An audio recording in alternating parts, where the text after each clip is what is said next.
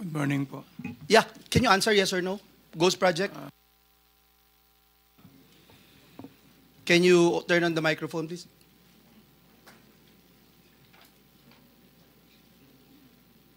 It's a yes or no question, sir.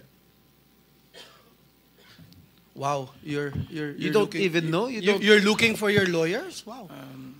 I invoke my right for self-incrimination in your honor. Okay. Ano? Can you repeat your answer? Wow. Can you repeat your answer, Mr. Arevalo? I invoke my right for self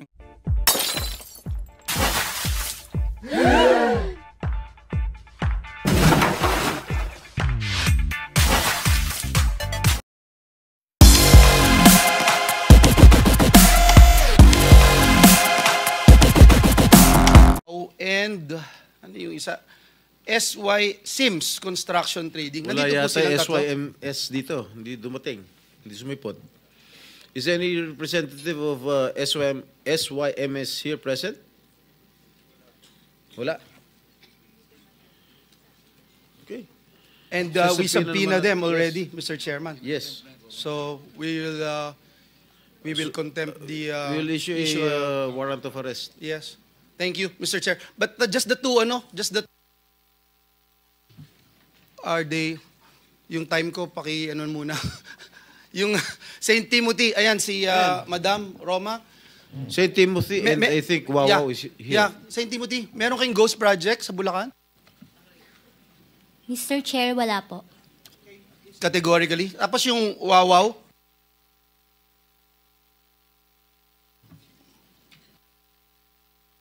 Good morning po. yeah, can you answer yes or no? Ghost project? Can you turn on the microphone, please?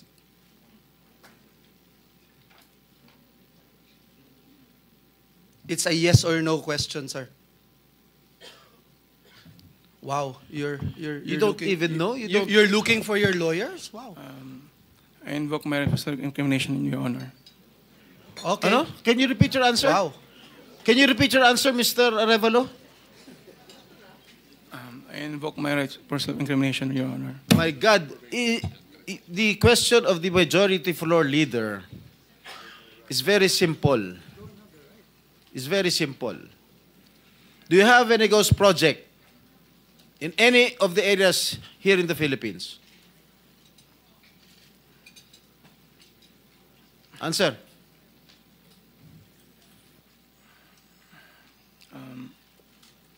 Dahil may mga usapin po na kakasuhan yung mga contractor ng DPWH po at parte ng ulat ng Senado na magpagrekomenda ng paghahain ng kaso laban sa resource person, ang payo ng aking mga abogado ay huwag magsalita sa panahon na ito dahil anumang pahayag ko sa pagsisiyasat. Sino nag utos sa'yo na huwag magsalita?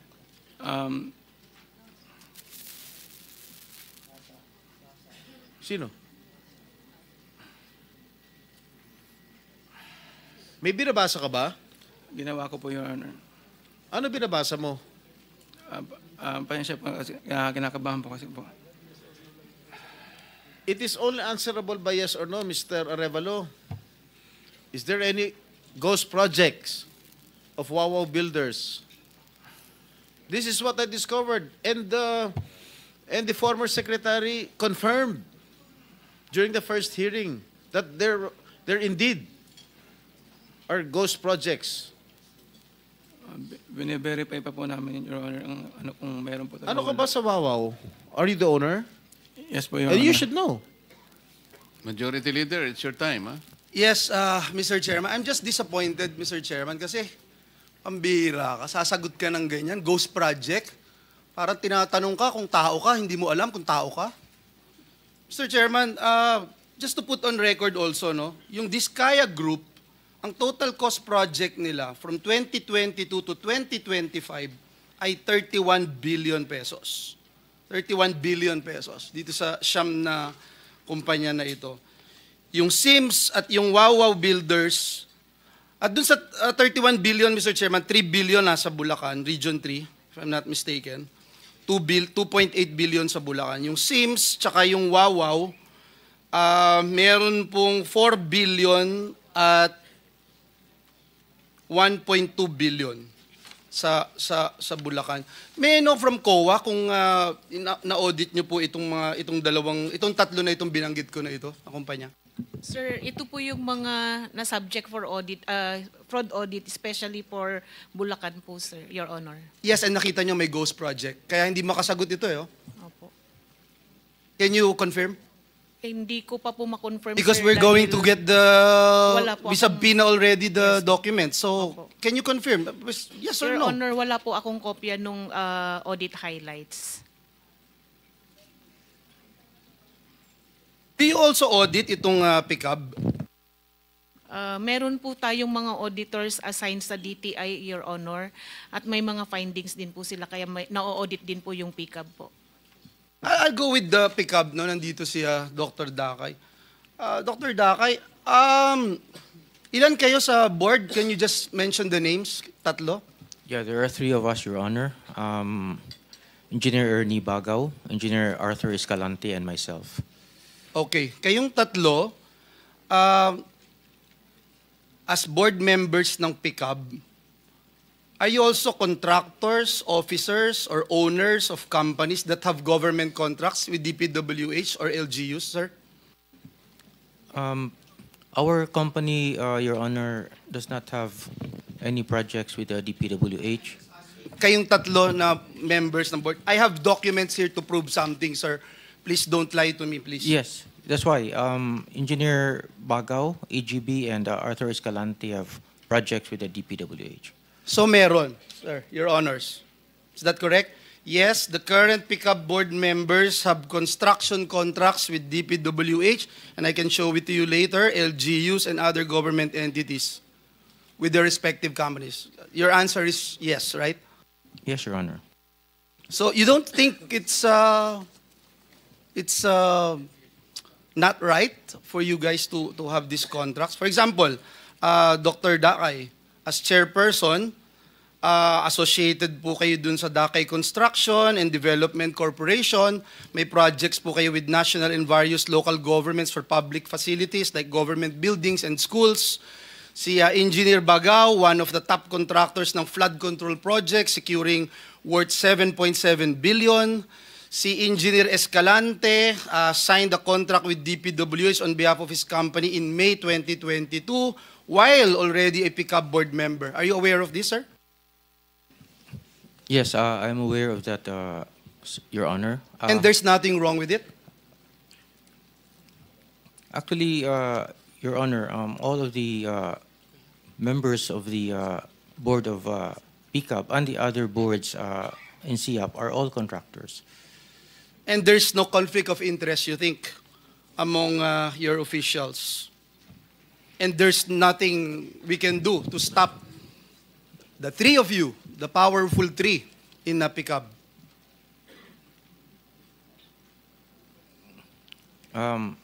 Your Honor, if I may speak for myself, we do not have any government projects, Your Honor. We used to have, but not anymore.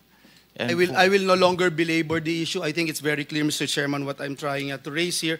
Yung sa DPWH, paano natin napiprevent yung pag-rent out o yung purchase ng pickup licenses?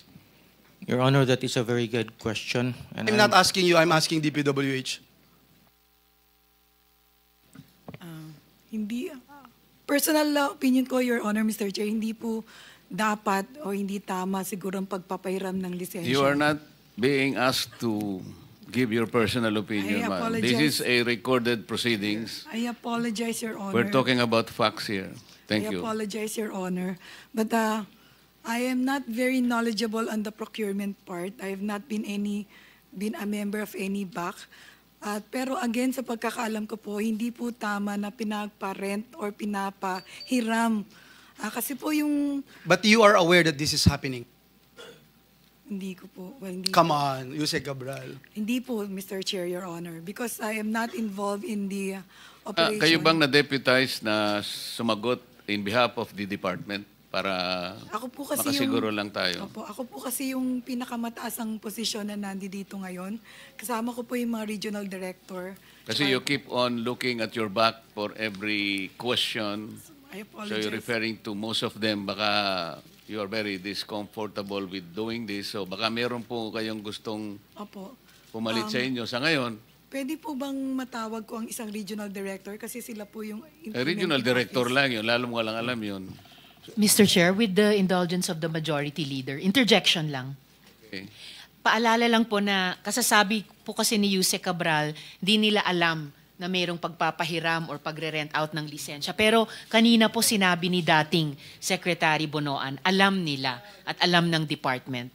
For the record, salamat Mr. Chair at Majority Leader. Anyway, that will be shown later on by the documents that we will be subjected to questioning, as well as people who are involved in this. Okay? Thank you, Mr. Chair. I only have 1 minute to go. May I just put on record, because this is in aid of legislation, yung subcontracting loophole, yung joint venture loophole, gusto nating i-address ito.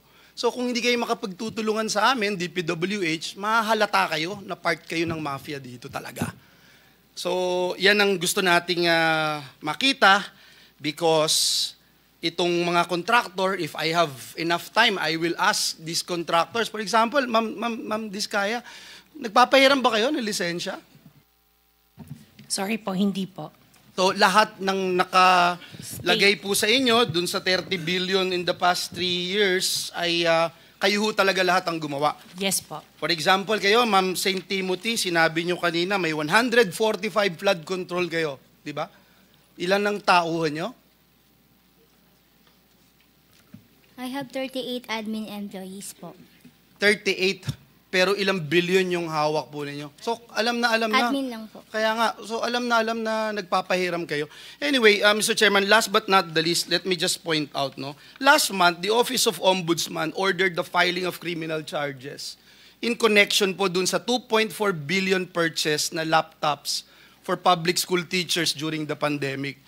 And among the respondents, Mr. Chairman, yung Froilan Demongo from joint venture that included yung SunWest Construction and Development Corporation. Once again, we ask, Mr. Chairman, why insist on awarding contracts to firms like SunWest, which are involved in corruption cases, when there are more qualified and reliable contractors available? Yung COA Annual Report 2021, finlag na.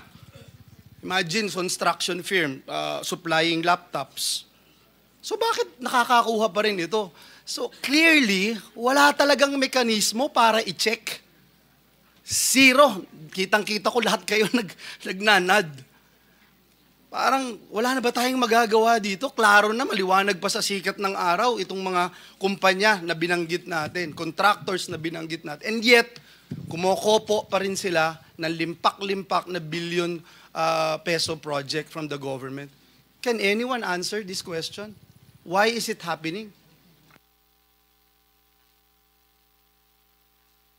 PICAB, DPWH, COA, didn't we see this already? Your Honor, sir, jurisdiction po kasi yun ng GPPB.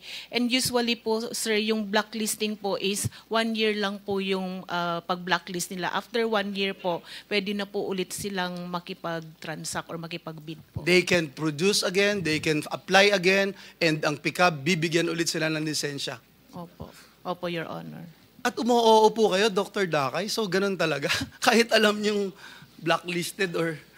Because, Your Honor, if I may, the blacklisting is actually a function of the PPBB because they are the ones who are enforcing Republic Act 9184, which is the procurement law.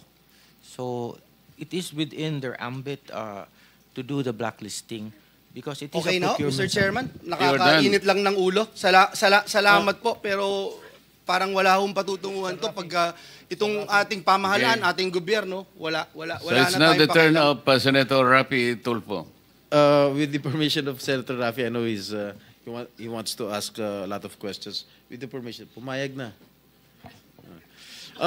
Ms. Rimando, kanina sira mo, bago ka naging CEO ng St. Timothy, naging HR ka, magkano sweldo mo?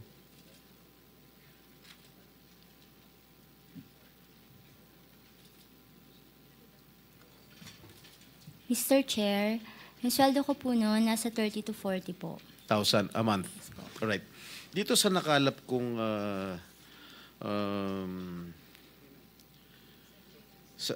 SEC, ang amount paid sa record dito, 887 million.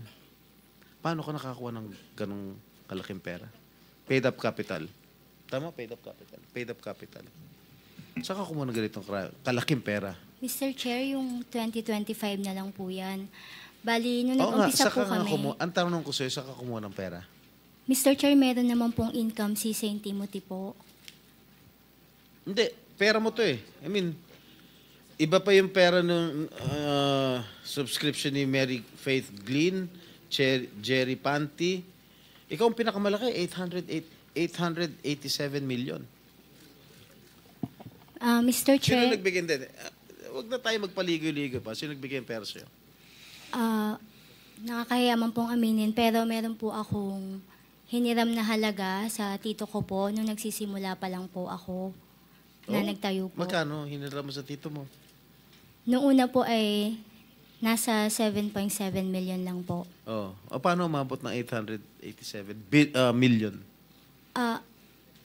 Nung kumikita na po si St. Timothy, wala po akong nilalabas na sarili ko pong kita. Lahat po pinapasok ko din po dun sa corporation Talaga? po. Opo, Mr. Chair. Magkano binabayad mong tax sa gobyerno?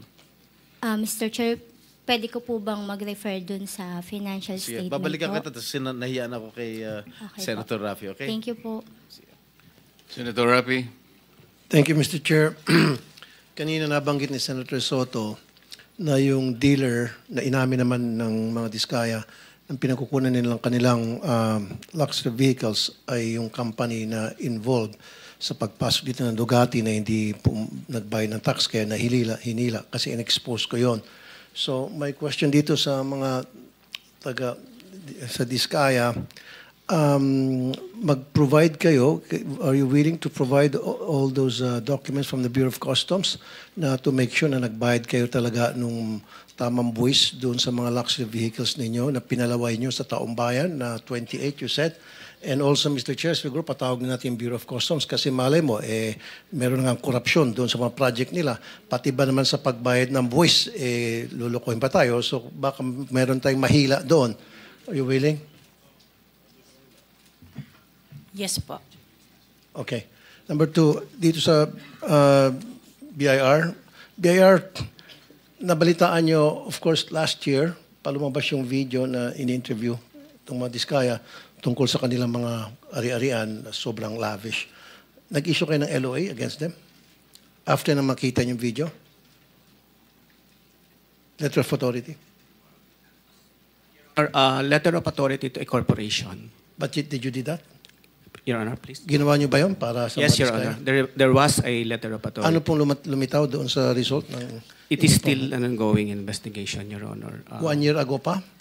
I think the LOA was issued 20, if I'm not mistaken, late 2024 or early 2025. Kaya nga, bakit ang tagal? Samantalang pag nag-issue ka ng LOA sa mga Chinese, sa mga beer houses, in 2 weeks na natatapos agad. Siyempre, nagkakaroon ng under the table. So bakit dito ang tagal?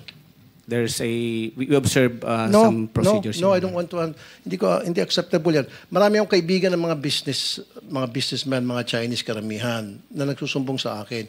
Pinapadala nyo ng LOA randomly kahit na alam nyo na walang kasalanan. Gusto nyo lang sigurong maharas or ma-check yung status ng kanilang tax payments. Inissue nyo ng LOA.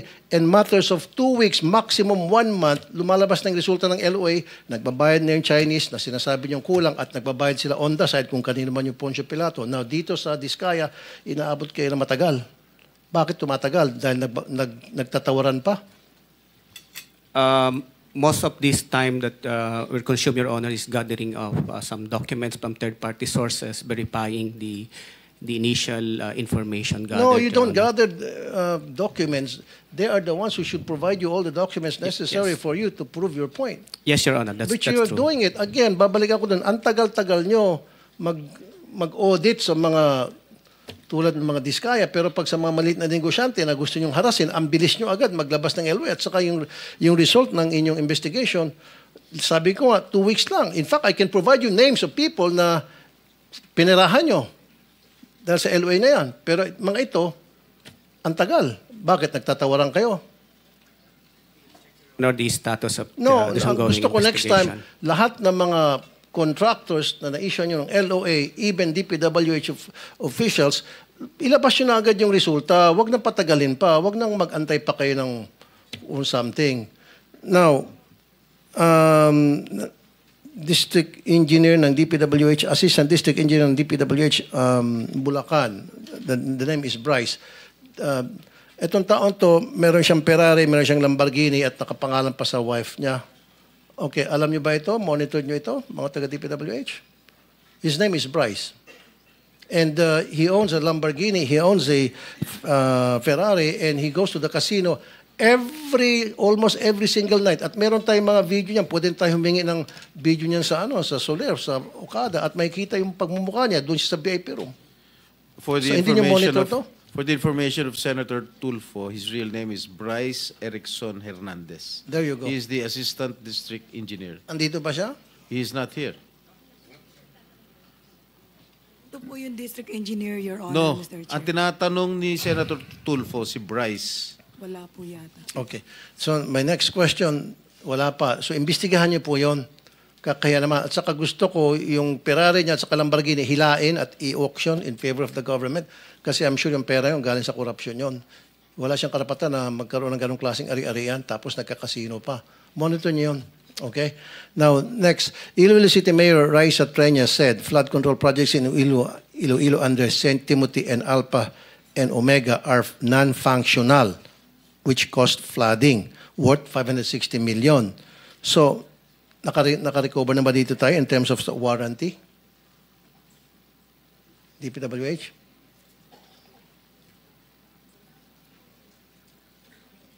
Yung sa project na yon? Wala po akong idea, Mr. Chair, Your Honor. Well, dapat magkaroon kayo ng idea by now. Alam niyo naman po, magkakaroon tayo ng hearing ganito. Dapat inimbestigan niyo lahat ng mga project na questionable. Ito, lumabas sa media to, na-question ni Mayor Treñas. So, go and investigate this. Okay. Now, dalawa na lang. Paano tayo nakakabawi doon sa mga proyekto na mga ghost projects or yung mga delayed? Di ba meron yung tinatawag na performance bond? So, Meron din pong retention money na hindi marirelease kung hindi pa nakompleto yung project. now, kung hindi pa nakompleto ang project dahil delayed, di ba may tinatawag na liquidated damages? Meron din po. Magkano na po nasingil doon sa mga liquidated damages and give me a list of those projects na matagal ng delayed o yung iba pa ghost na dapat yan 1